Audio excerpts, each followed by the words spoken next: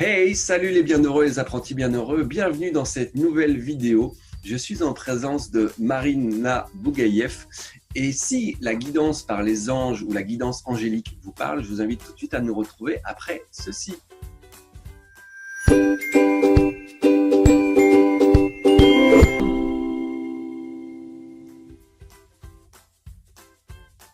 Salut Marina. Salut Antoine. Tu vas bien? Je vais très bien, je te remercie, toi aussi. Bah oui, super. Donc, pour moi, c'est une première de faire une interview comme ça à distance. Ça s'est proposé, ça s'est posé, donc je trouve ça génial. Toi, tu es à Montpellier, enfin sur le secteur de Montpellier, et moi, je suis sur le secteur de Lille, donc nous sommes à l'opposé au niveau de la France. Oui, carrément. Et ça, c'est les joies de la technologie, donc profitons-en. Aujourd'hui, j'avais envie de te mettre en avant et de présenter ton travail à la communauté des bienheureux et des apprentis bienheureux, puisque tu partages beaucoup de clés, de techniques pour la guidance, pour s'écouter, pour avancer dans la vie, pour cheminer. Et donc là, moi déjà, j'ai envie de te dire, ben voilà, qui es-tu? Qu'est-ce qui a fait que tu en es arrivé là? Qu'est-ce que tu proposes dans la vie? C'est quoi ton chemin? Voilà. Waouh. Tu as 10 minutes, pas plus, non? C'est un moment où il faut apprendre à résumer et à condenser.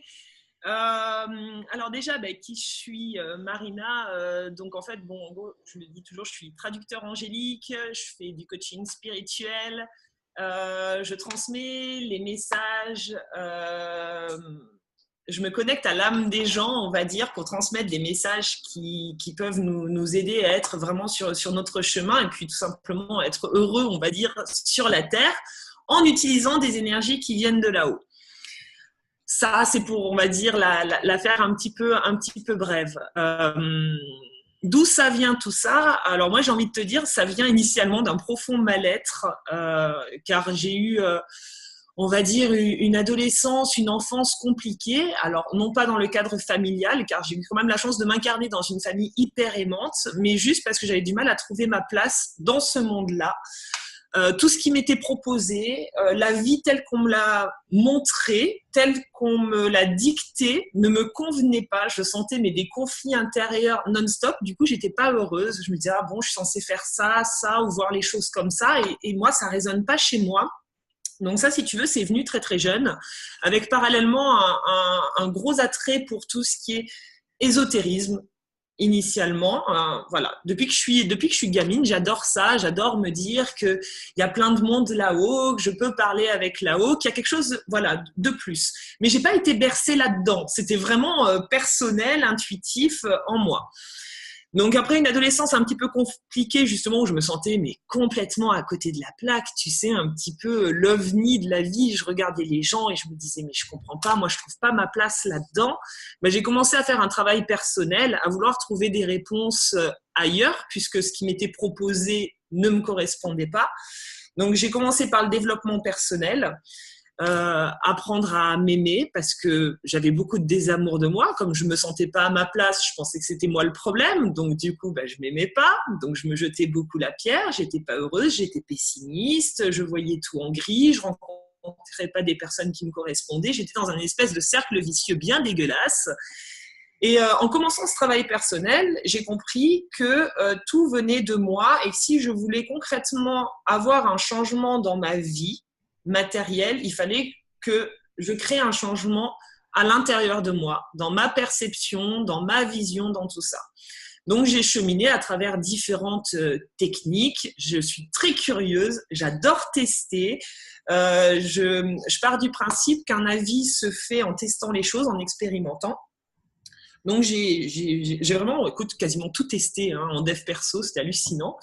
Puis il y a des choses qui m'ont parlé plus que d'autres, il y a des choses qui m'ont pas parlé. J'ai gardé ce qui m'intéressait, puis voilà. En 2007, il y a eu un décès important dans ma famille, celui de mon cousin dont j'étais relativement proche et ça a créé beaucoup de bouleversements intérieurs car je me suis posé des questions sur la vie après la mort. Donc c'est vraiment en 2007 que j'ai commencé à faire mes pas en spiritualité, à vouloir créer des connexions pour comprendre qu'est-ce qui se passait après la mort physique. Et j'ai eu des réponses, j'ai eu certains ressentis qui ont commencé à se développer, donc ça a un petit peu titillé ma curiosité et j'ai poursuivi dans cette voie-là. Alors, j'ai lu un quintal de livres, évidemment, et surtout, j'ai expérimenté. Alors, je suis passée par la pensée positive, par différentes choses. À cette époque-là, dans ma vie, concrètement, je me sentais toujours pas spécialement bien parce qu'il y avait un petit manque de mise en application. Je me nourrissais beaucoup intellectuellement, mais bon, finalement, je ne mettais pas forcément en application les choses.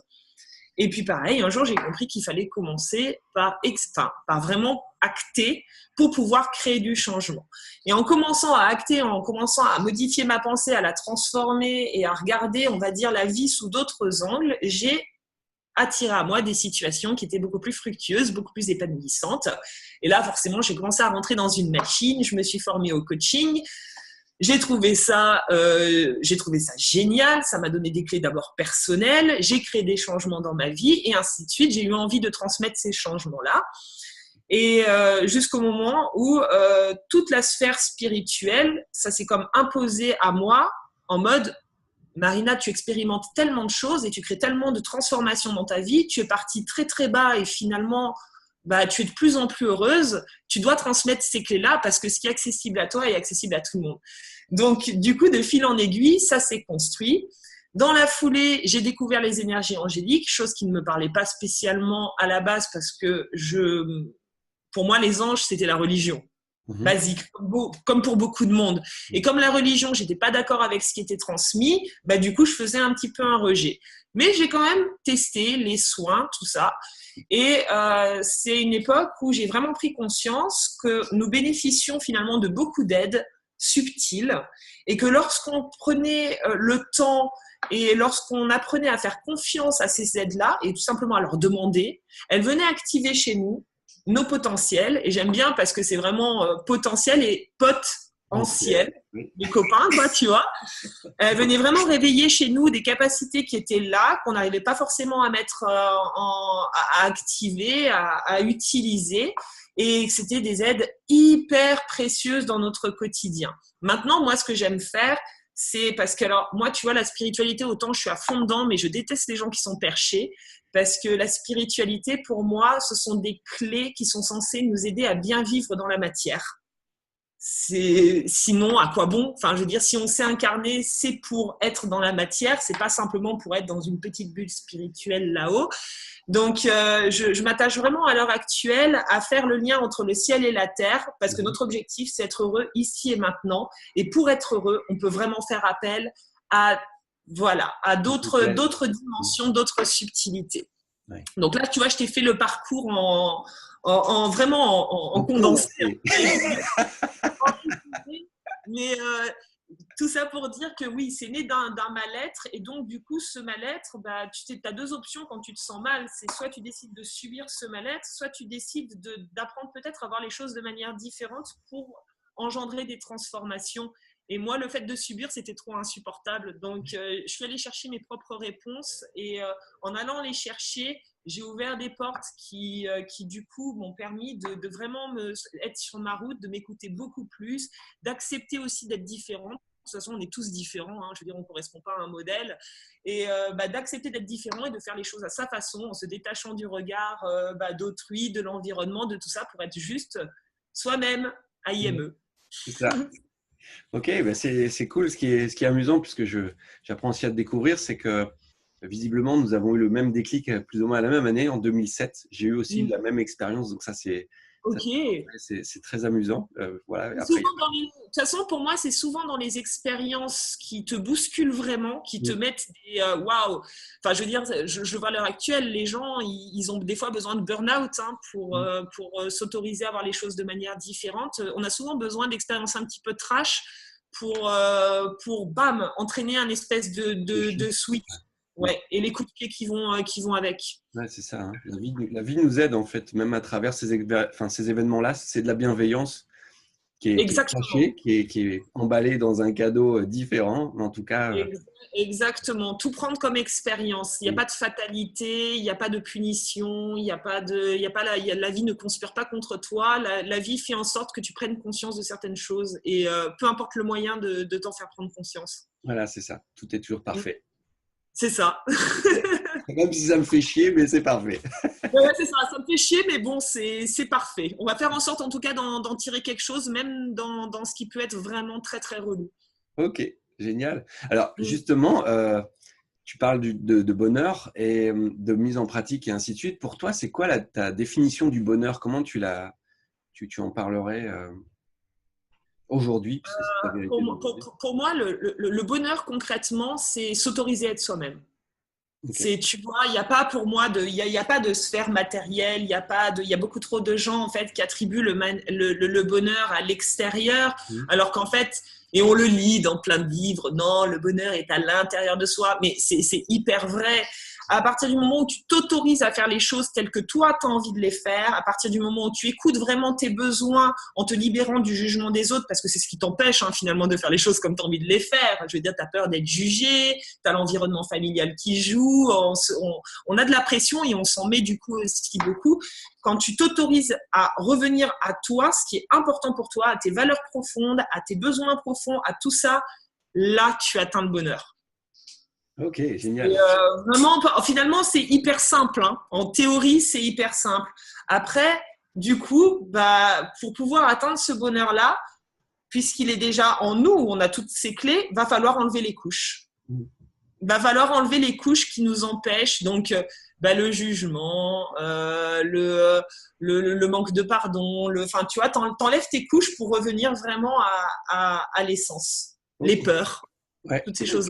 Et justement, pour toi, comment tu le mets en pratique au quotidien, le fait d'être toi-même, puisque tu parles de justement retirer les couches. Euh, mais est-ce qu'il y a il y a des choses que tu fais dans ton quotidien, des choses peut-être très simples, qui font que ça te permet de nourrir, d'entretenir cette sensation, enfin cet état de, de bonheur, Alors, moi, déjà, tu vois, je pense que le bonheur, c'est vraiment déjà de la connaissance de soi. Mhm. Parce que de vraiment comprendre ce qui est important pour nous. Moi, je parle souvent de liberté dans mes vidéos, dans tout, parce que la liberté, c'est une valeur qui est fondamentale pour moi, mais qui est fondamentale. Je peux très rapidement me sentir étouffée. Voilà. Donc, par exemple, dans chaque situation au quotidien, dans chaque action que je vais placer, que ce soit dans mon activité professionnelle ou que ce soit dans ma sphère personnelle, je me pose toujours la question de me dire, est-ce que là, tu te sens libre ou pas? Si je sens que je me sens parfaitement libre, je me dis, bah, du coup, c'est aligné avec ce qui est important pour moi, donc j'y vais. Et effectivement, la vie me le rend bien et m'offre tous ces beaux cadeaux. Si je sens qu'il y a un petit conflit intérieur du style, non, là, tu vois, tu te sens étouffé pour telle ou telle raison, soit j'y vais pas, soit je me pose la question de me dire, ok, alors qu'est-ce que tu pourrais faire dans cette situation-là pour pouvoir te sentir libre? Et souvent, ça passe à travers la communication. Voilà. Je parle par exemple de sphère personnelle, tu vois, ça va passer par la communication. Mais voilà, je fais vraiment, maintenant que je me connais bien, que je sais ce qui est important pour moi, et ben, je fais en sorte de ne pas m'embarquer dans des situations ou dans des relations humaines qui ne sont pas alignées en fait avec ces besoins fondamentaux qui sont ceux de mon âme. Je check tout le temps en fait, quoi Ok. que je fasse, quoi que je te dis, si je dois fréquenter quelqu'un, et ben je me dis ok, donc avec cette personne, est-ce que je me sens en paix, machin, parce que la paix, c'est voilà, j'ai besoin de sécurité intérieure, est-ce que cette personne chez moi, elle renvoie de la sécurité intérieure ou pas? Enfin, tu vois, voilà, je me check, je prends ma température en fait Ok. constamment pour pouvoir vraiment aligner de la manière la plus juste mes actions.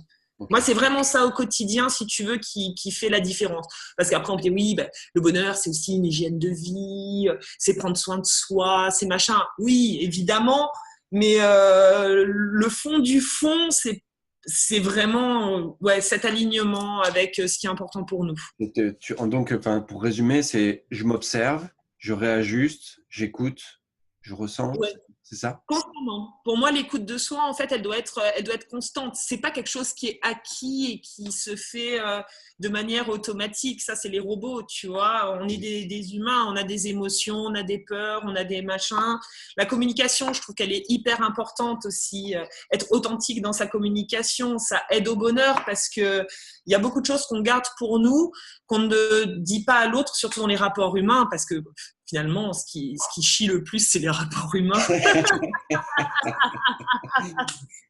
Ah, c'est sûr que c'est ce qui nous permet de travailler encore plus fort.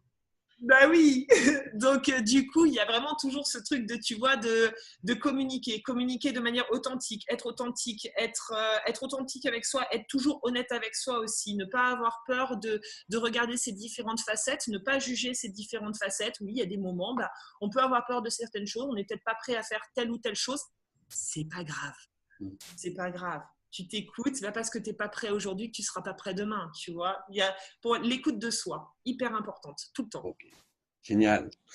Est-ce que tu aurais un livre à conseiller aux bienheureux, aux apprentis bienheureux, enfin en tout cas aux personnes qui regardent cette vidéo, un livre qui te vient, qui a certainement pu changer ta vie ou ta vision de la vie?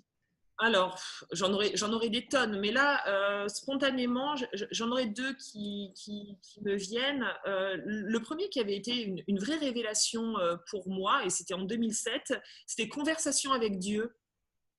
Ah, tu l'as Bienvenue au lu. club. C'est exactement le livre. Alors, Exactement, voilà, ok.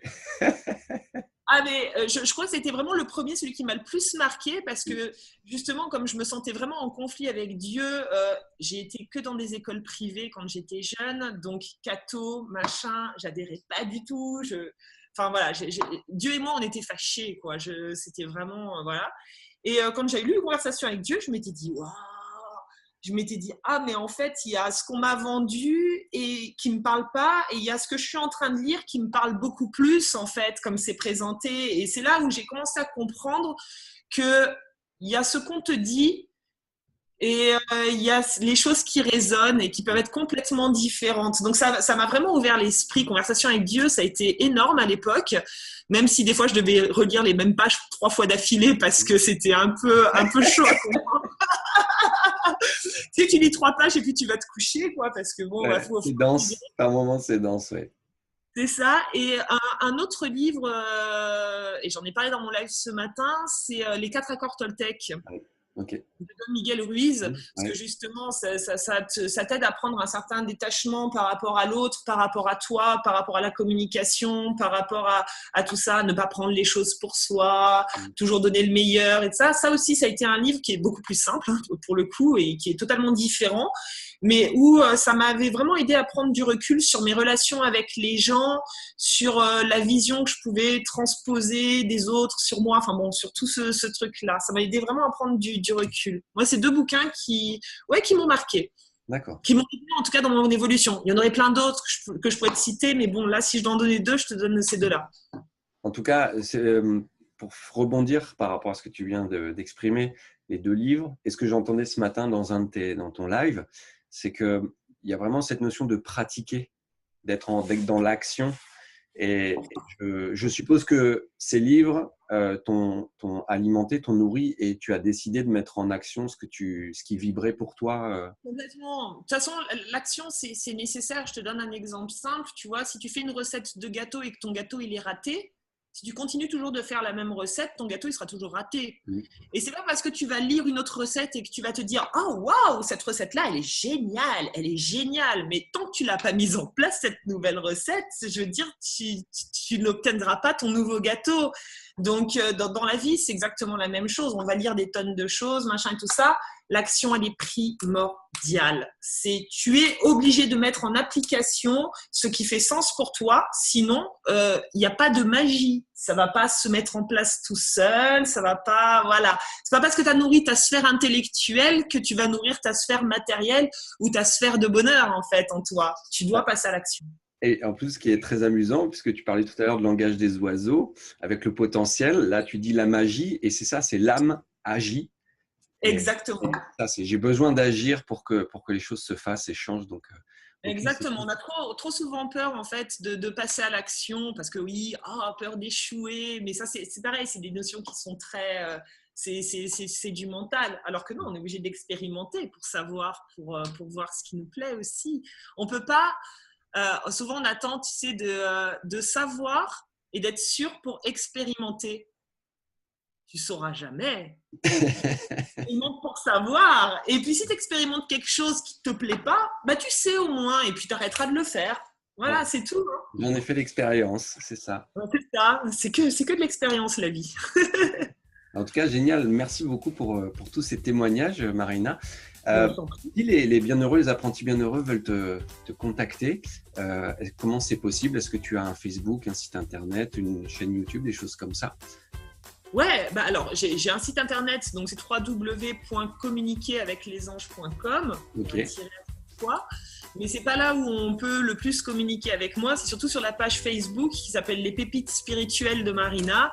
Et là, oui, bon, il y a un blog, il y a des lives, il y a des vidéos. On a enfin voilà, je suis assez contente parce que j'ai une jolie communauté de active. à chaque fois avec que des gens positifs et dans la même dynamique. Et c'est une grande fierté pour moi.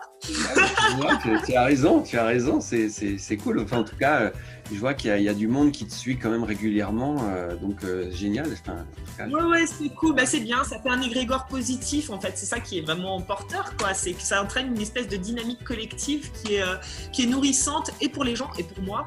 Automatiquement, j'apprends énormément, hein. Je suis pas le maître et les élèves, non, on est tous au même niveau, on apprend tous et on partage et on s'enrichit mutuellement. Ça, c'est cool. Eh ben, c'est parfait, c'est génial. Un grand merci Marina pour le temps que tu viens de me consacrer et merci à nous. Et voilà, donc voilà les bienheureux, les apprentis bienheureux. Vous avez apprécié cette vidéo, je vous invite à la commenter, à la partager, à la liker pour pouvoir la diffuser puisque c'est toujours avec des messages comme ceci que le monde avance dans le sens où tiens, j'aimerais bien être mieux, mais c'est en ayant cette attitude de pouvoir transmettre. Et à côté de ça, voilà, moi aussi, je vous invite à pratiquer le bonheur puisque c'est vraiment dans la pratique que tout se passe. Et je vous dis à très bientôt pour une nouvelle vidéo et portez-vous bien. Ciao, bye bye, salut.